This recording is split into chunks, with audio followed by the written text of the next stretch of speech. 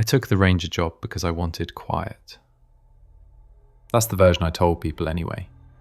The truth was simpler. I wanted a place where nothing expected anything from me.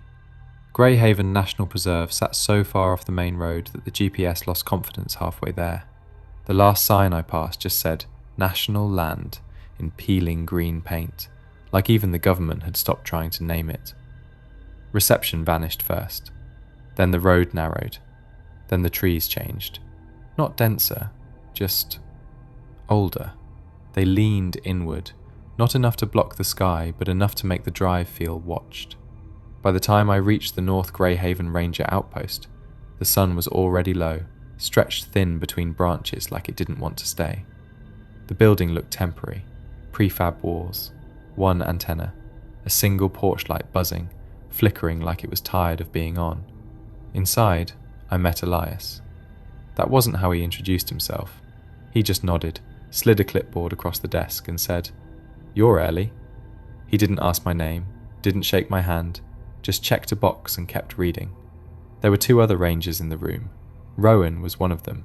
She smiled, made a joke about how nobody ever stayed in Greyhaven longer than a season. She said it like a warning dressed up as humour. The other guy barely looked up. Elias handed me a key ring. 3 keys. One for the cabin, one for the supply shed, and one I didn't recognise. It was older, heavier.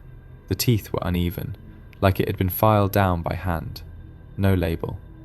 "You'll be doing perimeter checks," Elias said. "Standard wildlife logs." Then, like it was an afterthought, "and occasional observation duty." I asked what that meant. He paused. Not long, just long enough to notice. "There used to be a watchtower," he said. "Used to?" I asked. He nodded. "Tower 3, West Ridge. Schedules still rotate the post." I laughed once, assuming it was a joke that didn't land. He didn't smile. Rowan leaned over and said, "It's basically nothing. You log lights, sounds, weather stuff." That sounded fine. Too fine. That night in the cabin, I unpacked slowly. The place smelled like dust and pine cleaner, like someone had tried to erase themselves and missed a few spots. There was a coffee mug in the sink, brown ring at the bottom, still there. On the desk under a stack of blank log sheets was a laminated page, folded. I assumed it was a welcome guide. It wasn't. The top line read, "Observation Protocol, revised." The rules were numbered. Not many. Typed originally, then edited by hand. Different pens, different pressure, different urgency. The first rule was harmless. So harmless I almost didn't register it. Rule 1. Do not verify movement above the tree line. It didn't say report, didn't say respond, just verify. The second rule made less sense. Rule 2. Binoculars are not to be used after dusk. I looked out the window. The forest was already dim, the kind of dim that eats detail. I told myself it was for safety, depth perception, eye strain, something like that. Rule 3 was underlined. If lights appear near the old tower site, log the time. Do not approach. That was the first time the word old appeared. Not former, not decommissioned. Old. As if it had aged naturally. I folded the sheet and set it aside. That night was quiet. Too quiet. No insects, no wind, just the faint electrical hum of the porch light and my own breathing. Sometime after midnight, I woke up because I felt like I was being counted. That sounds dramatic. It didn't feel threatening. It felt procedural, like a pause, like something checking its math. I lay still until the feeling passed. The next morning, Elias handed me my first observation slot. "Dusk," he said. "Sector D overlook. Just logging." I asked where the tower site was. He pointed, vaguely, toward the western ridge. Hard to miss. That should have been my first clue. At dusk, I stood at the Sector D logging overlook with my clipboard tucked under my arm. The forest rolled out in layers, dark green turning blue, then black. The tree line was uneven, natural. I logged temperature, cloud cover, nothing unusual. Then I noticed a shape. Not emerging, not moving, just there, above the tree line, tall, vertical. I waited for it to resolve into something explainable. A tree, a rock face, a trick of shadow. It didn't. Rule 1 surfaced in my mind uninvited. Do not verify movement above the tree line. I realized my hand had already lifted the binoculars. I stopped, lowered them. When I looked back with my naked eyes, the shape was gone. Not moved, gone. That night I logged nothing about it. I told myself I'd imagined it. Still, before sleeping, I unfolded the rule sheet again. Someone had written a note in the margin beside Rule 1. The ink was faded, almost gentle. If it hasn't moved, don't help it decide. I slept with the porch light on. The day settled into routine faster than I expected. Morning checks, trail reports, wildlife logs that all read the same after a while. Greyhaven had a way of smoothing things out. No sudden noises, no dramatic weather, just long stretches of sameness that made time feel optional. Rowan and I crossed paths often, usually in the outpost kitchen, sometimes on overlapping patrols. She talked easily, about bad coffee, about how the creek flooded every spring, about how Tower 3 was technically still on the map, even though no one could point to it anymore. "Have you ever seen it?" I asked her once. She thought for a second, then shrugged. "I've seen where it was," she said. "Not the same thing." I asked what that meant. She smiled again, same warning dressed as humour smile. "You'll figure it out," she said. "Or you won't." That afternoon, Elias handed me a radio upgrade. Older model, scratched casing. The battery latch didn't quite close. "Carry this on observation nights," he said. "Signal travels better near Westridge." I asked if anyone monitored the channel. He hesitated. Someone always does. That evening, I returned to Sector D. Same overlook, same clipboard, same forest settling into dusk like it always did. I logged the usual. Temperature steady, wind negligible, visibility poor but consistent. I didn't see the shape again. That bothered me more than seeing it had. About halfway through my shift, the radio crackled. Just static at first. Then, my name. Spoken clearly, casually, as if whoever said it had been mid-thought. I answered immediately. "Sector D, go ahead." Static again. Then my own voice came back through the speaker. Same cadence, same pacing. "Sector D, go ahead." It wasn't distorted. It wasn't delayed enough to explain away as feedback. It was rehearsed. I pulled the radio away from my mouth and listened. Nothing. No follow-up. No explanation. I reported it when I got back. Elias wrote it down without comment. Rowan was there, leaning against the counter. She didn't look surprised. "Did it sound like you?" she asked. "Yes," I said. "Exactly like me." She nodded once. "Then it'll stop," she said. I asked why. She paused. "Because it already knows how you answer." That night, I checked the rule sheet again. There was a new note beneath Rule 2. Different handwriting than the others. Sharper. "Do not respond twice." I didn't remember seeing that before. The following days brought small inconsistencies. My watch stopped twice during patrol, always near Greyhaven Creek. Started again once I moved on. Footsteps followed me on Hollow Marker Trail. Matched my pace. Stopped when I stopped. I never turned around. Rowan's name stopped appearing on the duty board. Not erased, just skipped. I asked Elias about it. "She transferred," he said. "Early end to the season." I asked when. He checked the clipboard. "Last week?" That was impossible. I'd spoken to her that morning. That night, the radio crackled again. Static. Then a voice I didn't recognize. Calm. Procedural. Observation remains stable, it said. Continue current protocol. I didn't reply. I logged the time instead. Later, from my cabin porch, I saw the light. Not bright, not distant, just present, hovering near the west ridge, exactly where Tower 3 was supposed to have been. I checked my watch. It wasn't moving. I didn't approach. I logged the time, and for the first time since arriving at Greyhaven, the porch light turned itself off. Rowan's cabin was still unlocked. That was the first thing that didn't make sense. Early transfers happened. People left mid-season all the time. But they locked up. They took their things. Rowan's place looked paused.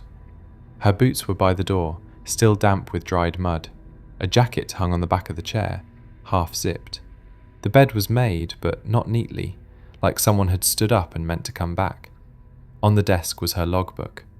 Open. The last entry wasn't dated. Just a sentence written lightly, like she didn't want to press too hard. Something is standing where the tower remembers being. I didn't report that. I don't know why. It felt less like a discovery and more like an intrusion.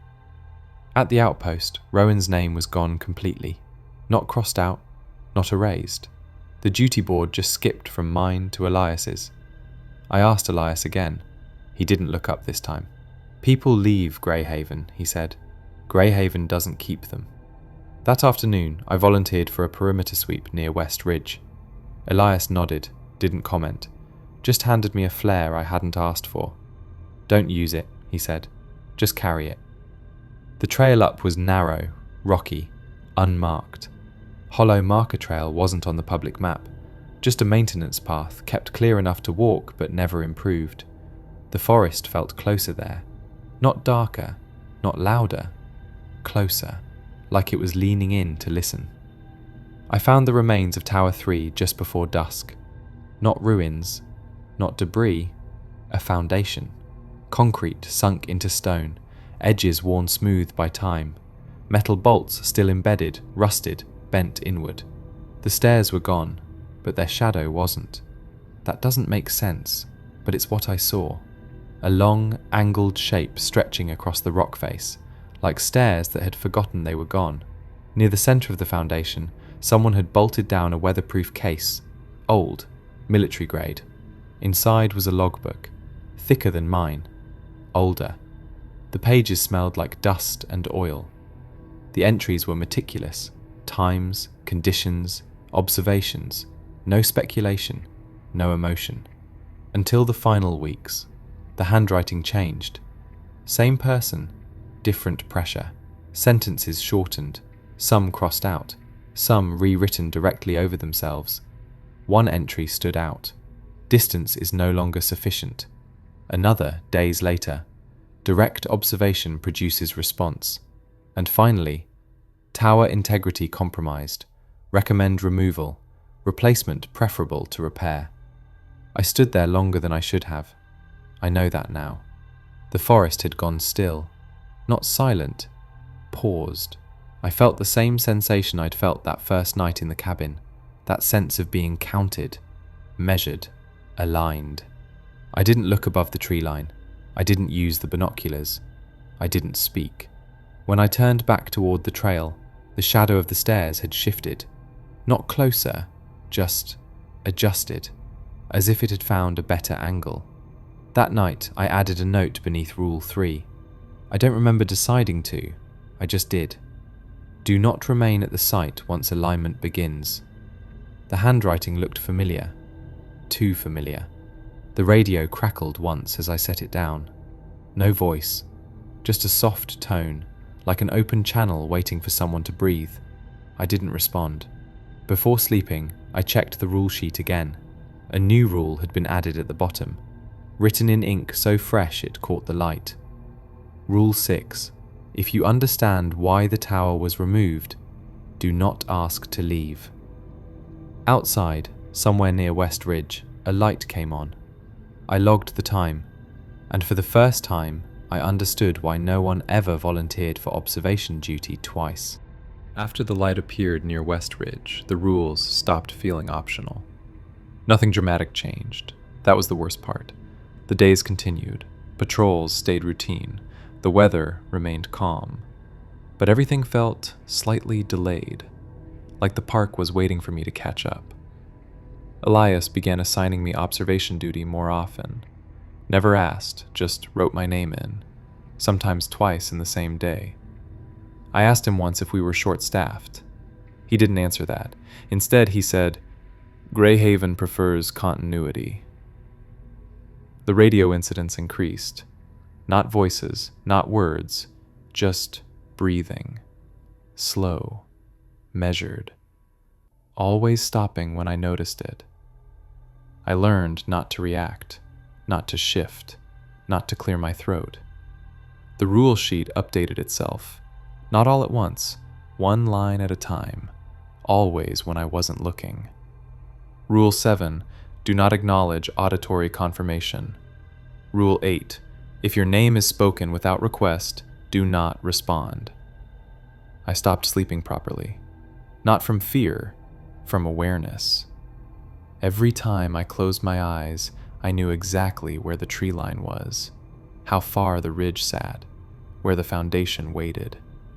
I never dreamed. I reviewed. Rowan's jacket disappeared from her cabin. The mug in my sink remained. I began finding notes in my own handwriting that I didn't remember writing. Observation steady, alignment progressing, no anomalies. The phrasing bothered me, not because it was wrong, because it felt practiced. One evening, Elias joined me at the overlook. That had never happened before. He stood beside me, hands behind his back, facing the forest. "Did you ever wonder why we kept the schedules?" he asked, after the tower came down. I didn't answer. "You can't stop observation," he said. "You can only change how it's done." He turned to me then. For the first time, I noticed how still he stood. No shifting, no fidgeting, no unnecessary movement. Like he'd learned exactly how much presence was acceptable. "Some people panic when they understand," he said. "They try to leave. They try to warn others." "What happens to them?" I asked. He looked back toward the ridge. "They become reference points." That night, the radio spoke clearly. No static, no distortion, just the procedural voice. "Alignment confirmed," it said. "Observation transfer pending." I didn't reply. I logged the time. The light near West Ridge didn't flicker this time. It stayed on, steady, patient. I walked closer than I ever had. Not to the foundation, just enough to feel it, the pressure, the sense of standing where something expected me to be. I understood then. The tower hadn't collapsed accidentally. It had been removed because stone and steel still counted as distance. A person didn't. Back in my cabin, I found a new key on the desk, identical to the old one, heavier than it should have been. Beside it was a fresh page, not laminated, not typed, handwritten. Permanent assignment, observation lead. At the bottom, one final rule. Rule 9. Once alignment completes, do not remember this as a choice. Outside, the forest remained still, not because nothing was there, because everything was watching the same point, and I was standing in it. The new ranger arrived just before dusk. I saw the truck from the overlook, its headlights cutting briefly through the trees before shutting off. They stepped out slowly, stretching, looking around like the place hadn't decided anything about them yet. I remembered doing the same thing. They checked their phone. No signal. They stood there for a moment, uncertain, waiting for someone to tell them where to go. The radio crackled softly at my hip. "Observation remains stable," the procedural voice said. "Continuity holding. I didn't answer. I watched the new ranger pick up their bag, heavier than they expected. They adjusted their grip. Good. That meant the key had weight. I could have walked down, could have said something simple, something harmless, not a warning, just a suggestion, just enough to introduce doubt. Instead, I turned back to the clipboard. I logged the arrival time, weather conditions, visibility. The light near West Ridge dimmed slightly, like it approved. That was when I understood. The tower hadn't been removed because it failed. It had been removed because it worked. Stone and steel were never the problem. Distance was. A person could be closer. A person could adapt. A person could learn when not to look. The rules weren't meant to save us. They were meant to make us useful. I finished the log and closed the book. Behind me, the forest remained perfectly still. Ahead, the new ranger started walking toward the outpost, toward the desk, toward the laminated page waiting for them. I didn't follow. Observation doesn't require proximity. As the light near West Ridge steadied, I wrote one final note in the margin, beneath all the others. Same ink, same pressure. They don't need witnesses. They need people who understand and stay anyway. I closed the log. Somewhere in the trees, something adjusted its distance. And for the first time since coming to Greyhaven, I wasn't being watched. I was being relied upon. It didn't need watchers. It needed accomplices. If this echo stayed with you, stay with us. Subscribe for more.